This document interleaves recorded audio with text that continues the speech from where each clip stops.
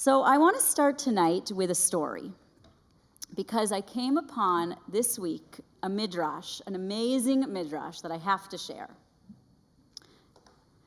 But first it involves going a little bit back in time, staying in some of the themes of Passover, just a little longer before we get to this week's Parsha. So we're going back to the Red Sea. Because it turns out that the sea did not split itself willingly for Moses. Turns out there was actually a little bit of back and forth between Moses and the sea. The lawyers in the room can appreciate this. There's a little bit of argument, a little bit of give and take.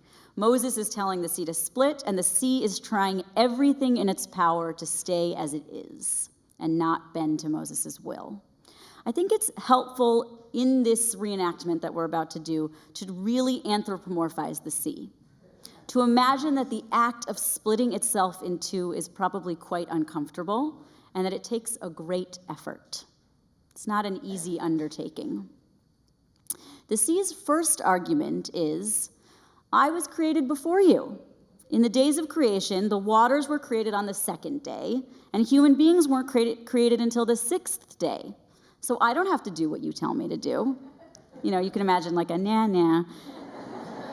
However, God steps in at this point and says, look, I only created you first on the condition that in days to come, you would have to split yourself when the time came. Okay. However, the sea was still unsatisfied. It saw Bnei Yisrael arguing on the banks of the sea.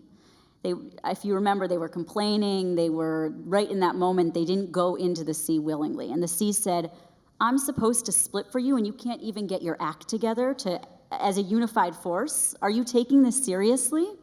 I'm paraphrasing just a little bit. Then the sea saw that the Israelites had brought Joseph's coffin with them, Aron Yosef, taking the time and effort necessary to treat Joseph's body with respect, and also signaling, okay, I can see you're serious about leaving Egypt. But that still wasn't enough. It wasn't until Nachshon ben Aminadav stepped into the water before it had split that the sea understood. Bnei Israel was willing to sacrifice their own lives for a chance at the taste of freedom. There's an addition to this midrash that I found, which is that the sea wanted insurance. It did not want to split itself in two for nothing. It wanted to know, that this was for a purpose. Was saving Bnei Israel going to lead to good or to bad? And so God assured the sea, saving this people will lead to a complete redemption for the world. This is the line that Mashiach will come from. Mashiach being sort of the imagination that a better world is to come, the imagination that there can be a just and a world of justice and a world where there's unity, harmony. That's what I'm imagining Mashiach meaning here, at least. Yes, God says, this will lead to a geula shlema, a complete redemption. This is also why seeing Yosef's coffin was the turning point. God was able to say, this is the line, Yosef's line is the exact line that Mashiach will come from. The sea saw Yosef and split itself in two. So then we get to this week's Parsha, which is Shemini, and the deaths of Nadav and Avihu, who were killed for offering a strange fire, Eish Zara, it says, for attempting to get too close to God.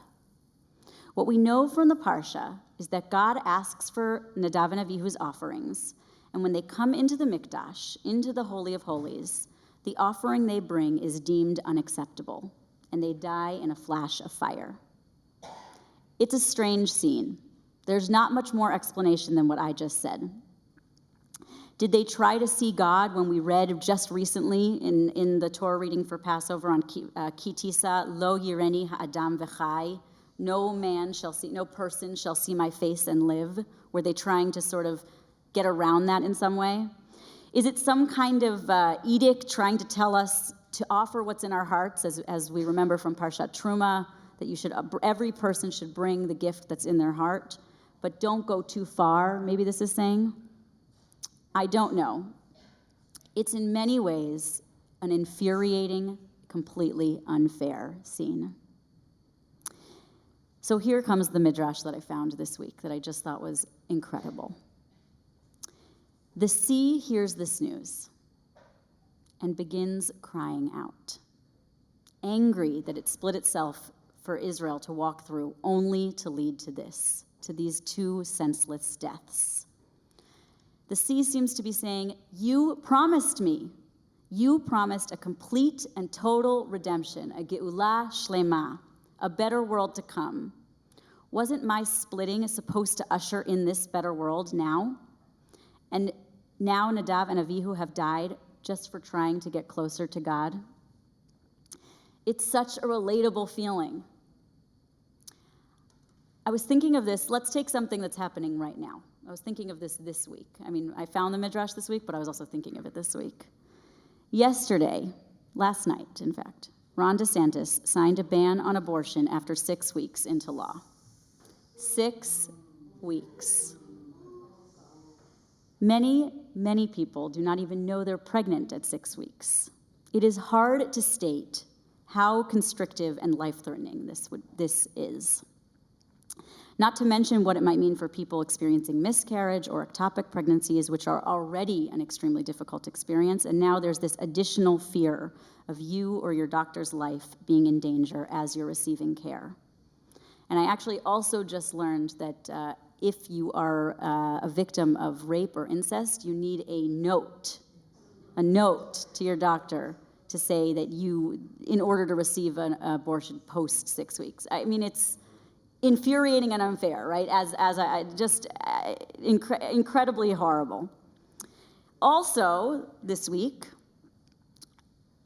a court in Texas, a federal court in Texas, the judge there invalidated the FDA approval of the abortion drug mifepristone. I don't know if I'm saying that right, but that's one of the two drugs that usually go hand in hand in order to have a medication abortion. There was another ruling less than an hour later from a Washington judge, sort of saying that mifepristone must continue to be able to be accessible, but that the Texas ruling still exists. And if it succeeds, it could create a major change in access to medical abortion. It could change the ability of doctors to be properly trained on correct care. It could create shortages and backlogs in a climate where accessing abortion is already extremely fraught. So these two things are happening right now in our country. And I'm listing two small things of a much greater wave of anti-abortion activism. And it kind of feels like salt in the wound, or a reliving of a very bad dream. A constant reminder of the Dobbs decision last June, the fall of Roe. A continual backbeat reminding us they will not stop until abortion is illegal nationwide. If not written directly into the law, then in the law of the land and the way it is carried out. Sometimes it's easy for it to fade in the background, to forget that this horror is going on right under our noses. And then this news comes out of mifepristone, or this 6-week abortion ban, and I am incensed all over again.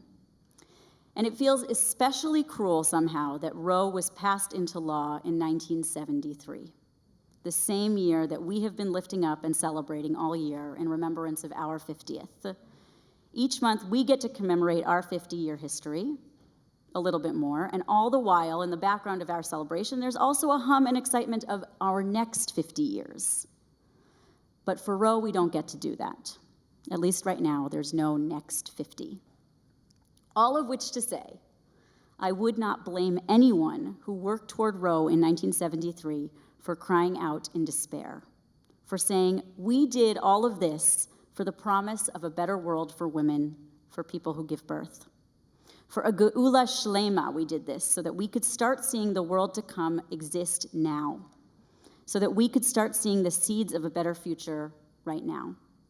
And then, bam, the Dobbs decision hits like the deaths of Nadav and Avihu. Would it be any wonder if all of us didn't feel exactly as the Yam Suf did, wanting to tear and rend our clothes for all the work that was done in the past, for not wanting to continue to split ourselves in two just to be seen as equal human beings? Here's what the Torah has to say. Moses says to Aaron after the death of his sons, so Aaron is in deep, deep grief. This is what Moses says to him. He says, "Right now will be a time of mourning for the whole people. Everyone will cry out about this injustice. But," Moses says, "be careful not to let yourself die with this too. Yes, cry and be angry about it, but do not destroy yourself." Or to take it outside the words of Torah, yes, cry and be angry about the injustice this world has brought us, but do not let it destroy your will to continue to fight for a more complete redemption. Yes, you are allowed to be angry. No, you are not allowed to wish you had never started this fight or never split yourself at all. The closing words of the Midrash about the sea come from the angels attempting to comfort the sea in its despondency. They are the words from Eicha, from Lamentations. Hashivenu Adonai v'nashuva, chadesh yamenu kekedem. Let us come back to you, God, and renew our days like you've done before. Even with this setback, even with the never-ending nature of protest, do not let us lose the hope of a Geula Shlema, for a better future that is to come. Please, God, let the state of the world sadden us, but let it not defeat us. And please renew our strength for the fight that is surely ahead. Shabbat Shalom.